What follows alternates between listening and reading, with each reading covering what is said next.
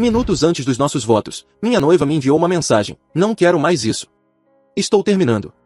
Em vez de desistir, transformei todo o casamento em uma despedida de solteiro. 3 dias depois, ela acabou quebrada, humilhada e implorando por uma segunda chance.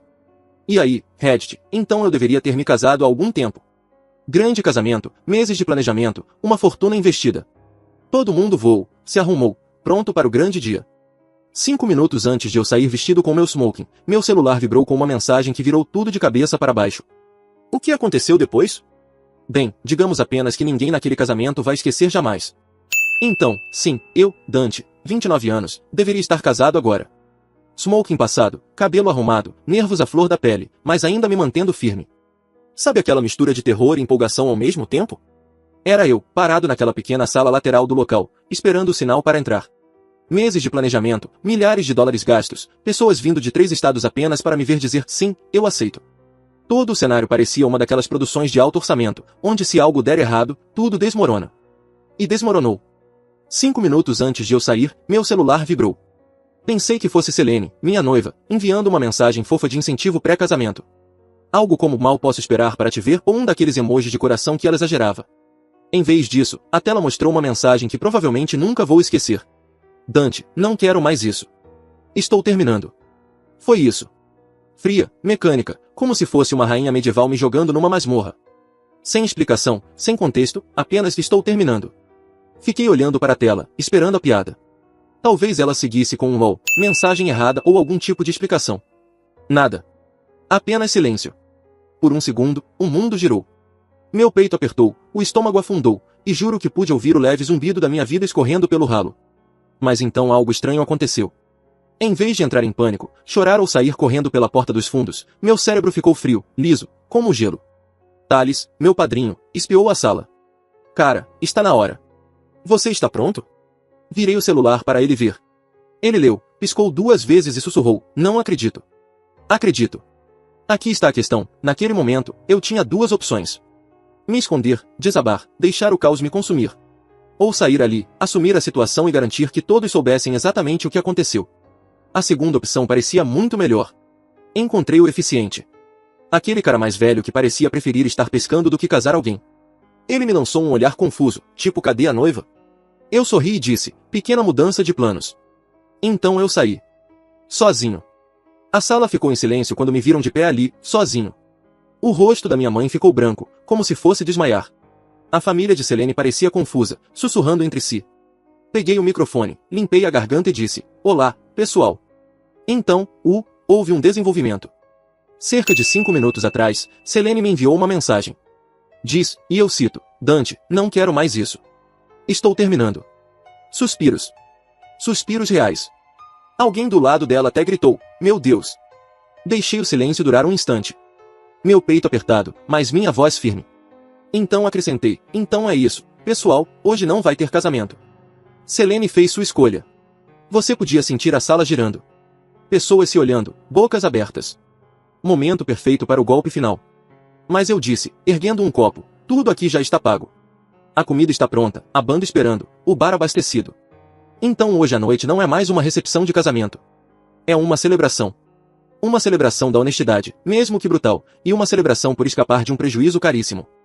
Então, por favor, comam, bebam e se divirtam. A honestidade. Por 5 longos segundos, a sala permaneceu congelada. Então Thales começou a aplaudir. Minha família se juntou. Depois alguns convidados, e em pouco tempo havia aplausos de verdade. Os pais e a irmã de Selene? Saíram em fúria como se eu tivesse insultado toda a linhagem deles. Alguns parentes o seguiram. Talvez 1/3 da multidão tenha saído. Tudo bem para mim. O restante ficou, e de repente tivemos a festa mais estranha da história. As pessoas não sabiam como agir. Algumas dançavam, outras ficavam em silêncio como se estivessem em um funeral, e algumas apenas flutuavam perto do bar aberto como se não fossem embora. Meus amigos? Transformaram tudo em um show de comédia. Thales brindou, a Dante, oficialmente o cara mais azarado com sorte viva. Outro amigo gritou do outro lado da sala, cara, essa é a melhor despedida de solteiro que você nunca planejou. Foi absurdo, mas honestamente? Funcionou. Cada piada, cada tapinha nas costas, cada ela te fez um favor, cara me impediu de desmoronar. Enquanto isso, eu me mantive firme. Sem súplicas, sem raiva. Porque se eu tivesse cedido, se me deixasse parecer patético, então Selene teria vencido. E eu não ia dar essa satisfação a ela. Fui cumprimentando todos, apertando mãos, abraçando a família, dizendo para aproveitarem. De vez em quando alguém perguntava, quer que a gente ligue para ela? Procuremos? Eu apenas dei de ombros. Ela tomou a decisão dela. Vamos festejar. Quando a banda começou a tocar, o clima mudou de constrangedor para surreal. Para uma noite que deveria me destruir, virou algo insano. Como meu próprio festival de liberdade. E sim, por dentro, a dor era real. A mensagem caiu como um tijolo. Mas por fora? Eu estava intocável. Selene achou que estava me destruindo. Em vez disso, transformei tudo na história de não casamento mais memorável que qualquer pessoa daquela sala jamais presenciaria. E honestamente, isso foi apenas o começo. Quando finalmente cheguei em casa naquela noite, o apartamento parecia um museu. Meu smoking estava meio desabotoado, sapatos ainda calçados, e eu apenas fiquei sentado encarando a parede. Meu celular continuava recebendo mensagens. Algumas engraçadas, algumas de apoio, todas surreais. Pessoas chamando de lendário e a história de casamento mais insana de todos os tempos. Eu não me sentia lendário. Estava apenas exausto e tentando não pensar que minha vida havia despencado na frente de 150 testemunhas. O golpe real veio na manhã seguinte. Sem adrenalina, sem aplausos, sem piadas de fundo. Apenas eu, costas doloridas de dormir no sofá e uma pilha de realidade financeira para encarar. Veja, casamentos não funcionam com promessas. Funcionam com depósitos. E adivinhe? Cada depósito havia sido pago semanas antes. Local? Pago integralmente 2 semanas antes da data. Buffet? Mesma coisa. Flores, banda, aluguel de equipamentos. Dinheiro gasto, gasto e gasto. O smoking que ainda usava? Comprado à vista. Meus pais haviam contribuído com uma boa quantia, e ver os rostos deles na recepção ainda estava fresco na minha memória. Eles não me culpavam, mas dava para perceber que doeu quase tanto quanto doeu em mim. Abri o aplicativo do banco, rolando pelas transações. Dezena de milhares já fora. A única coisa pendente era o pacote da lua de mel. Esse chamou a atenção. Quase 18 mil dólares. Não reembolsável. Mas me lembrei do agente de viagens mencionando algo sobre poder alterar o nome do segundo convidado caso os planos mudassem. Na hora, achei irrelevante. Agora parecia o único fio de esperança restante. Quanto mais eu olhava a conta, mais percebia algo estranho. Transferências. Pequenas no começo, depois valores que pareciam grandes para o padrão dela. 3 mil dólares transferidos do fundo do casamento para a conta pessoal de Selene apenas 2 dias antes do casamento. Meu estômago revirou. Ela não apenas desistiu. Ela estava preparando sua saída, criando sua pequena rede de segurança caso algo desse errado, enquanto eu trabalhava horas extras para garantir que nosso casamento não nos falisse. Esse foi o momento em que parei de me questionar. Isso não tinha a ver com estresse ou nervosismo. Ela não entrou em pânico. Ela planejou. Tranquei a conta naquela noite. Congelei para que ela não pudesse tocar mais um centavo. Tirei capturas de tela de tudo. Datas, horários, valores. Se ela tentasse voltar depois com alguma história triste, eu teria mais do que apenas seu infame estou terminando. Teria prova de que ela estava sacando antes de me sacar. Thales apareceu mais tarde com pizza. Mostrei as capturas para ele. Ele olhou e balançou a cabeça. Cara, ela não te rejeitou. Ela te roubou. Eu ri, mas não porque fosse engraçado. Era simplesmente absurdo demais para não rir. Era como se eu estivesse vivendo dentro de uma daquelas histórias da internet que você lê e pensa, não pode ser real. Exceto que era muito real. E minha conta corrente era a prova. Enquanto isso, a cidade estava em polvorosa. Essa é a maldição de viver em um lugar onde todos conhecem todos. Convidados já haviam postado atualizações vagas. Coisas como o casamento mais louco de todos os tempos ou escapou de uma enorme roubada. No domingo, colegas de trabalho me enviaram mensagens. Ei, você está bem? Vi algo sobre seu casamento? Selene? Nada. Nenhuma ligação, nenhuma mensagem. Ela largou a bomba e desapareceu, o que tornou tudo ainda pior. Pelo menos se ela tivesse enviado outra mensagem, eu poderia ter dito para ir se danar. Em vez disso, ela simplesmente desapareceu no éter, me deixando para varrer as cinzas. Meus pais apareceram naquela tarde com pratos de comida e suas melhores expressões de não estamos bravos, apenas tristes. Meu pai repetia, ela que perdeu, como um disco quebrado. Minha mãe perguntou se talvez Selene tivesse apenas se sentido sobrecarregada e pudesse voltar.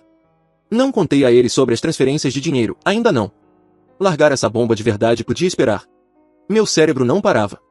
Eu ficava repetindo tudo na minha mente, como um destaque ruim de um vídeo. O smoking, a mensagem, a família dela saindo furiosa, meu pai me esmagando em um abraço. Cada detalhe gravado na memória. E por cima de tudo, os números. O dinheiro perdido, as transferências. O pacote europeu apenas ali, provocando-me. Thales tentou aliviar o clima novamente no decorrer daquela semana. Ele disse, pelo menos agora você é famoso, cara. As pessoas vão contar essa história por anos. Eu sorri de lado. Sim, mas é minha carteira que pagou o ingresso. E por mais que eu quisesse acreditar que havia acabado, sabia, lá no fundo, que não tinha.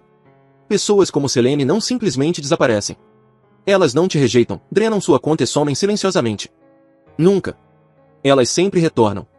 E eu tinha um mau pressentimento de que ela ia voltar a entrar na minha vida mais cedo do que eu gostaria. Acontece que eu não precisei esperar muito. No meio da semana comecei a ouvir sussurros. Não vindos diretamente de Selene, ela ainda mantinha o silêncio absoluto.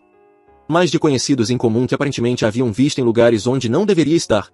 Um antigo colega de classe me mandou mensagem. Cara, a Selene saiu com algum cara? Vi ela no posto de gasolina 2 cidades daqui com um homem mais velho, carro chique. Parecia suspeito pra caramba. A princípio, ignorei.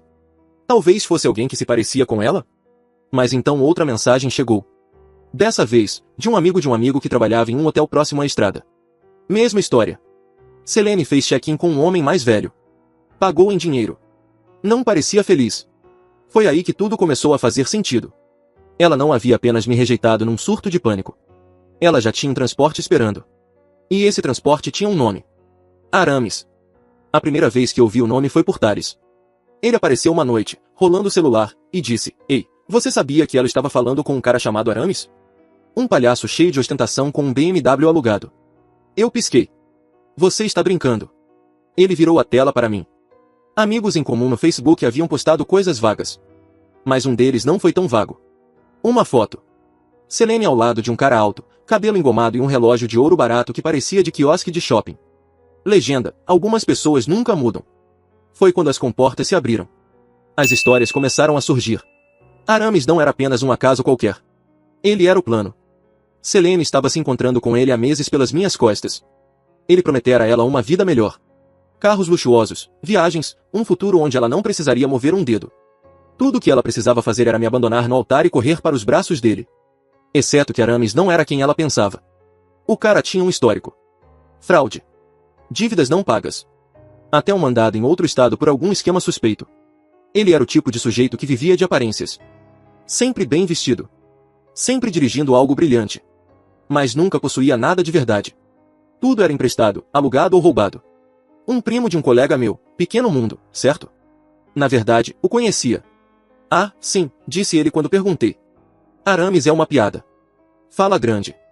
Mas está quebrado. Deve metade do condado. Se ela fugisse com ele, tinha escolhido o Titanic. E aparentemente, aquele navio afundou rápido.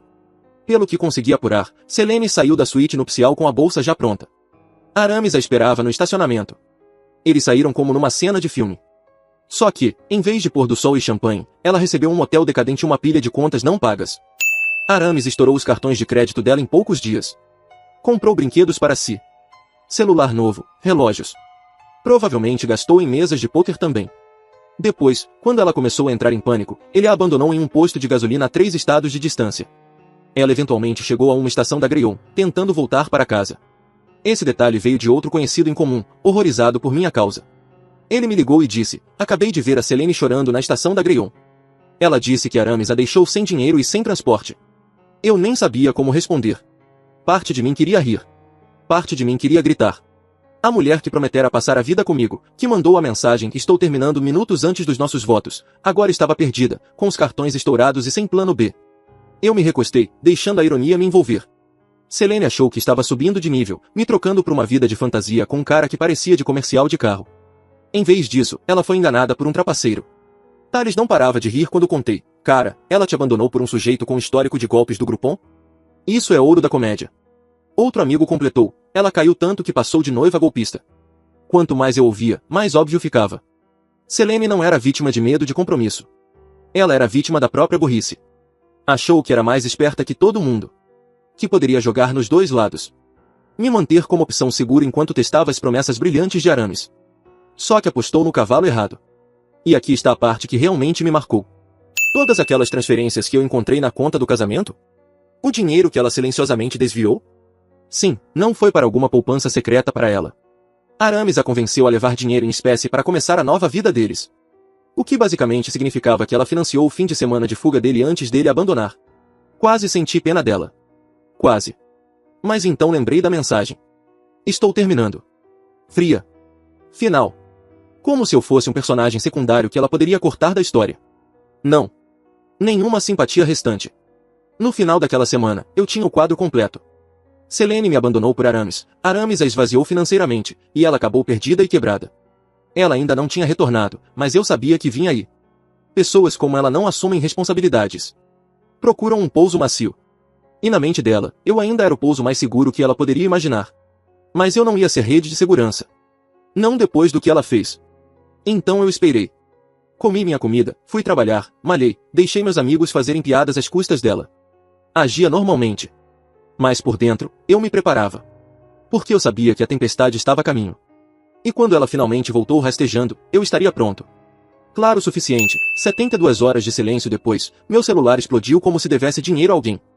Chamadas perdidas, mensagens de voz, textos empilhados uns sobre os outros. O mesmo número que antes me bombardeava com corações e boards de casamento do Pinterest agora me inundava com pedidos desesperados. Dante, cometi um erro. Por favor, responda. Não é o que parece. Podemos apenas conversar? Eu te amo. Não jogue isso fora. Jogar fora? Ela mandou mensagem, estou terminando. Minutos antes de caminhar pelo corredor. Ela incendiou a casa e depois chorou com a fumaça. A princípio, ignorei. O silêncio é por si só uma resposta. Mas a curiosidade venceu por uma ligação. Eu queria ouvir como ela ia tentar contornar toda essa bagunça. Então atendi. No segundo em que disse alô, ela suspirou como se tivesse acabado de ser resgatada de uma ilha deserta. Oh, graças a Deus.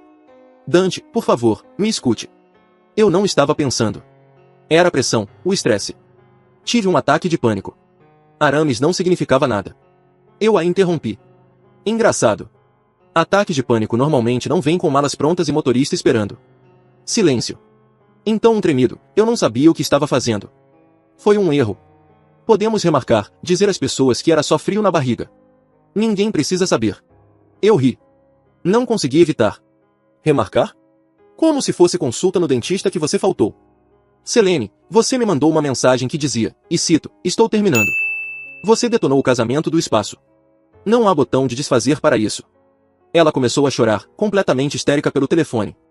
Não diga isso. Podemos consertar. Eu te amo, eu juro. Não, disse eu. Calmo como sempre. Você amava a vida que achava que eu ia te dar. Aramis apareceu com um carro reluzente e você nem conseguiu arrumar a mala rápido o suficiente. Agora ele te largou e, de repente, eu pareço bom de novo. Isso não é amor. Isso é desespero. Ela tentou a carta da pena em seguida. Para onde eu vou? O que eu faço? Não tenho nada. Eu balancei a cabeça, mesmo que ela não pudesse me ver. Isso parece um problema enorme, Selene. Só que não é mais meu. Eu desliguei, bloqueei o número dela. Isso deveria ter sido o fim.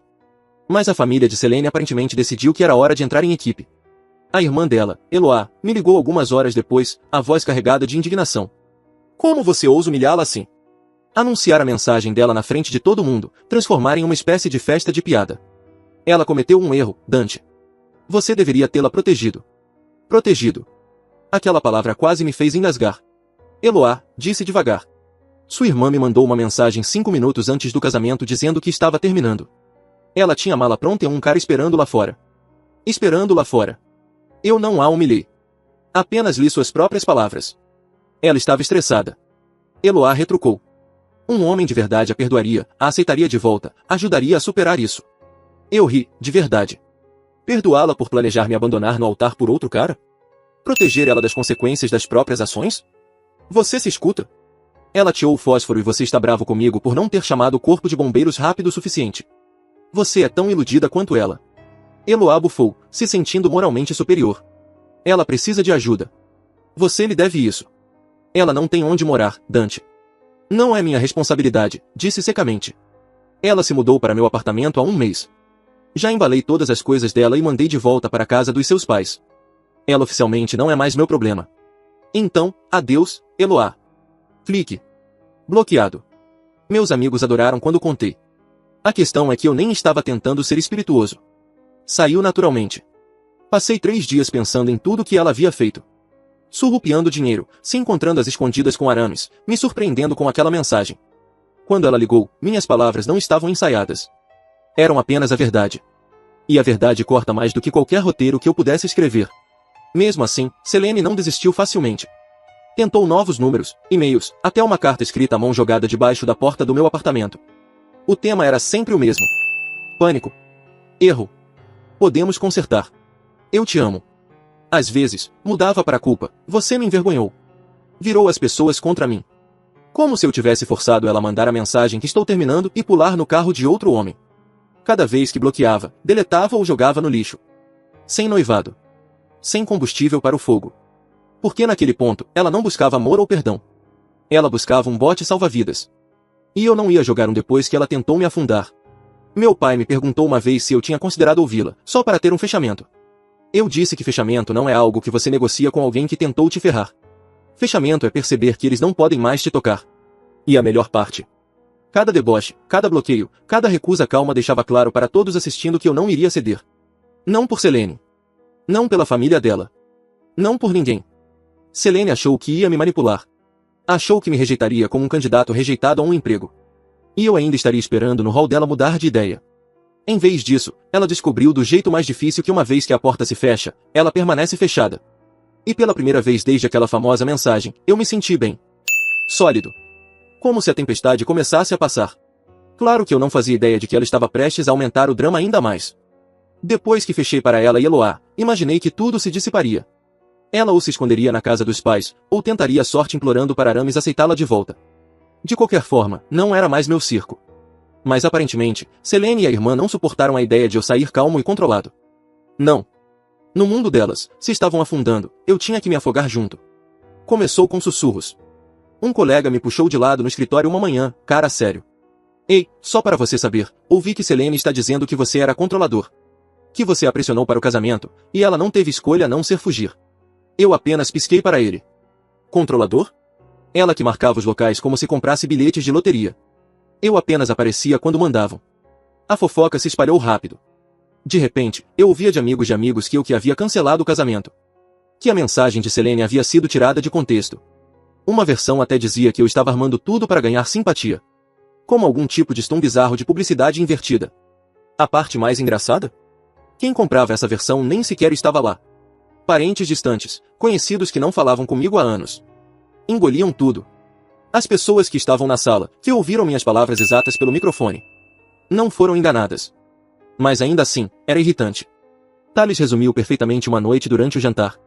Ela está reescrevendo a história, mano. O problema é que você tem a versão do diretor salva no seu celular. E ele estava certo. Eu nem me importei em discutir publicamente. Sempre que alguém perguntava diretamente, eu apenas mostrava o celular com a famosa mensagem, estou terminando. Carimbo de hora 5 minutos antes da cerimônia. Fim da discussão. Ver as caras mudarem de cético a chocado era satisfatório todas as vezes. Mas Selene e Eloá não haviam terminado. A campanha de difamação não era suficiente. Queriam compensação. Primeiro veio um e-mail de Selene. Ela listou o trabalho emocional que colocou no planejamento do casamento. Exigia que eu reembolsasse o tempo e esforço dela. Teve a ousadia de pedir até metade do valor em dinheiro dos presentes que recebemos, a maioria já devolvida ou doada. Deletei. Achei que fosse o fim. Então Eloá mandou mensagem de um novo número. Dante, já que você humilhou Selene, o mínimo que pode fazer é pagar a terapia dela. Quase derrubei o celular de tanto rir. Conta de terapia? Pelo trauma que ela me causou? O senso de direito era tão absurdo que merecia um especial na Netflix. O auge veio em forma de carta da mãe de Selene. Escrita à mão, toda floreada e dramática. Alegava que eu arruinei a reputação de Selene e que devia compensar a família dela por danos. Danos de quê? De a filha dela me mandar mensagem dizendo que eu fui rejeitado como candidato de emprego ruim? Aí eu decidi me precaver. Marquei reunião com um advogado, coloquei a pilha de e-mails e cartas sobre a mesa e perguntei, preciso me preocupar com esse circo? Ele leu, riu e disse, filho, isso é besteira. Ela não tem nenhum fundamento legal. Se quisesse, você poderia até processar por assédio se continuasse. Então ele redigiu um e-mail formal dizendo basicamente, Selene terminou o relacionamento unilateralmente. Nenhum fundo é devido. Quaisquer novas exigências serão tratadas como assédio. Enviamos. Silêncio. Por um tempo. Mas eu não ia deixar que continuassem distorcendo a história. Então soltei a bomba no grupo da família. Print da mensagem de Selene. Postei sem comentários. Apenas as palavras dela, carimbo de hora e tudo. Dante, eu não quero mais. Estou terminando. A reação foi instantânea. Metade do chat ficou em silêncio. Alguns parentes postaram emojis desconfortáveis. Um tio respondeu, bom, acho que isso resolve. Eloá saiu do grupo imediatamente. A mãe de Selene digitou um longo parágrafo defendendo a filha. Mas só a deixou pior. Eu não discuti. Não acrescentei comentário. O print foi suficiente. Os fatos falam mais alto que histórias de pena. Depois disso, a campanha de difamação perdeu força. Claro, ainda havia sussurros. Mas agora, quando alguém vinha falar comigo, eu tinha prova.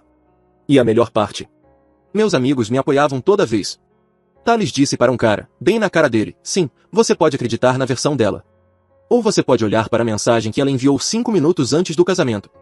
Escolha uma. As exigências secaram depois do e-mail do advogado também.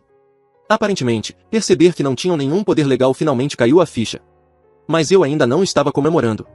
Porque com Selene, eu sabia que silêncio não significava rendição. Significava que ela estava se reagrupando, procurando o próximo ângulo. E eu estava certo. Porque enquanto ela se lamuriava, eu ainda tinha aquele pacote de lua de mel europeia na minha mesa. 18 mil dólares de luxo pré-pago esperando para ser usado. Selene babava por essa viagem há meses. Obcecada pelos folhetos. Até escolheu os hotéis sozinha. E agora? Eu tinha controle total sobre tudo. A ideia começou a se formar na minha cabeça tarde da noite. Qual a melhor forma de dar o troco? Não sendo cruel. Não atacando ela. Mas vivendo bem. Pegando a viagem que ela achava que era dela e transformando em minha. Sem ela em lugar nenhum à vista. Quando compartilhei a ideia com Thales, os olhos dele brilharam. Você tá me dizendo que podemos comer nosso peso em massa em Roma às custas dela? Cara, nem precisa falar mais nada. Quanto mais eu pensava nisso, mais parecia certo. Selene queria me usar como segurança. Aramis a usou como caixa eletrônico. O mínimo que eu podia fazer era transformar aquela lua de mel desperdiçada em algo lendário. E foi aí que o plano mudou de apenas sobreviver às consequências para virar a situação de cabeça para baixo. Ela tentou me colocar como vítima. Mas eu não ia interpretar esse papel. Não agora. Nunca. Então tirei o nome de Selene do pacote de lua de mel. Perguntei a Thales e alguns amigos se queriam ir junto. E eles pularam na oportunidade. Só precisavam pagar suas passagens e um quarto extra. E assim, em uma semana, estávamos em um avião rumo à Europa. A viagem foi intensa. Roma. Barcelona. Atenas. Cada dia algo novo. Cada noite uma história diferente. Roma veio primeiro. Fizemos o tour pelo Coliseu. E Thales me fez posar como se estivesse dando um discurso de vitória para uma noiva invisível. Sorria para a câmera, campeão, brincou. A foto virou uma piada recorrente durante toda a viagem. A partir dali, alugamos scores e cruzamos a costa amalfitana como loucos. Um dos caras quase caiu em uma barraca de frutas. E não conseguimos parar de rir por horas. Barcelona trouxe uma energia diferente. Estádio lotado. A torcida enlouquecida em um jogo de futebol. Cerveja voando por todos os lados. Gritamos até ficar sem voz. Depois acabamos comendo tapas em um barzinho até 2 da manhã. Grécia encerrou tudo. Ruínas durante o dia. Praias à tarde. Jantares em penhascos onde a vista fazia você esquecer do resto. Enquanto eu vivia tudo isso, Selene estava desmoronando. No meio da Espanha, comecei a ouvir de conhecidos em comum que ela tinha ido à loucura. Ela está perdendo a cabeça, cara, e me enviaram. Dizendo que aquela era para ser sua viagem. Sua aventura. Seu tempo. Aparentemente, ela chorava para quem quisesse ouvir que eu tinha roubado o sonho dela. Então as coisas mudaram. Selene não apenas reclamou. Ela decidiu agir. Resolveu voar para a Europa para me confrontar, como se fosse cena de comédia romântica. Problema? Ela estava quebrada. Aramis a drenou, os cartões estavam no limite, e ela morava na casa dos pais sem dinheiro. Então, o que fez? Pegou o cartão de crédito de Eloá. Pelo que soube depois, nem perguntou. Só tentou usar para reservar um voo de última hora. Eloá descobriu quando o banco sinalizou e ligou direto para ela. Foi aí que o fogo começou. Eloá, a mesma irmã que tinha me ligado dizendo que eu humilhei Selene, finalmente explodiu. Aparentemente, ela detonou Selene no meio da casa dos pais, gritando sobre como ela era egoísta, delirante e arrastava todos para baixo. Quem presenciou disse que foi brutal. Eloá chamando-a de sanguessuga, dizendo que merecia ficar perdida e que arruinou a própria vida. A melhor parte. Alguém enviou mensagem para Thales enquanto estávamos em um café em Atenas. Ele leu em voz alta, mal conseguindo entre risadas. Cara. Selene tentou usar o cartão da Eloá para voar para cá. Eloá surtou. Agora elas nem se falam. Quase cuspi meu drink. Ela tentou invadir nossa viagem? Com dinheiro roubado? Thales enxugou as lágrimas de rir. Cara, isso é karma com entrega expressa. Naquela noite, Selene própria provou que a história era verdadeira. Ela me mandou mensagem de mais um número novo. Um muro de texto. Você não me deixou escolha. Eu vim a consertar isso. Falar com você cara a cara. Lembrar você do que tínhamos. Mas sua crueldade forçou minha mão. Eloá me traiu. Ela não entende. Isso era para ser nossa aventura. Nosso tempo. Você roubou. Transformou em uma zombaria com seus amigos. Você é sem coração.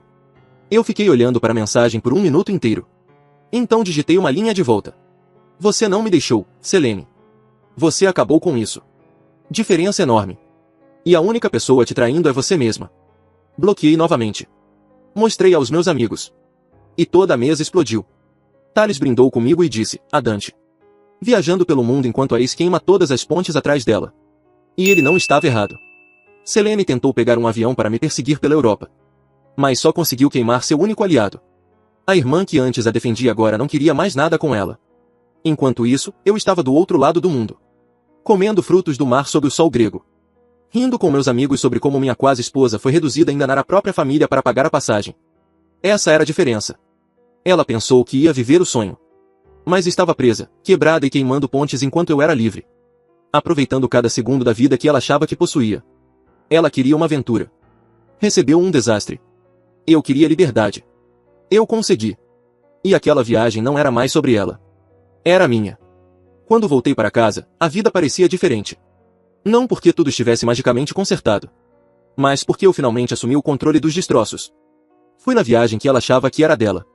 Ri mais do que havia rido em anos. E voltei com a prova de que ela não tinha mais poder sobre mim.